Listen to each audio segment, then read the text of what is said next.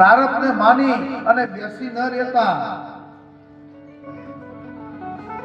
આપણા બધા ઋષિ મુનિઓ આગળ જતા રહ્યા. એને કામબામાં ભગવતીના મોટા મોટા અનુષ્ઠાનો કર્યા હતા. એને પણ પહેલા તપ કર્યા હતા. અને આપણા શ્લોકની અંદર કહ્યું છે ને કે મનુષ્યએ શું શું કરવું જોઈએ?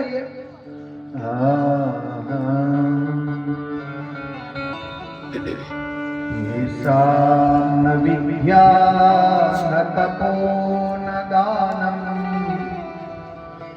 જ્ઞાનમ ન શીલા ન ગુણો ન ધર્મ તે મૃત્યુલોકે ભુવિ ભારભૂતા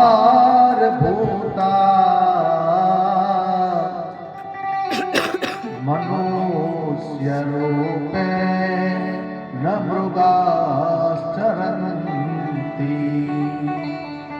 જે મનુષ્ય આ પૃથ્વી લોક ઉપર રહે છે અને આટલું નથી કરતો, એ માણસ કેવો છે એની વાત આ શ્લોકની અંદર કરી છે.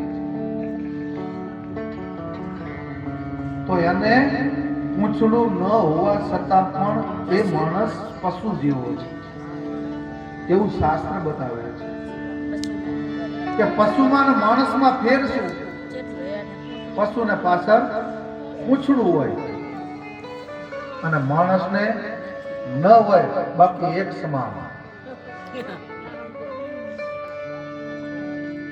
તો શું શું કરવું જોઈએ? આપણું શાસ્ત્ર બતાવે છે કે જેની પાસે વિદ્યા ન હોય, એસામ ન વિદ્યા ન તપો ન દાનમ.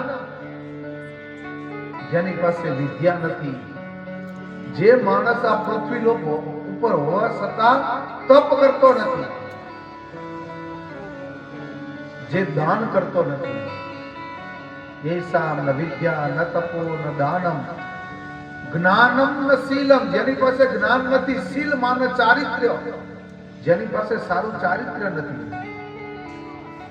એસામ ન વિદ્યા ન તપો ન દાનમ જ્ઞાનમ ન શીલમ ન ગુણો ન ધર્મ.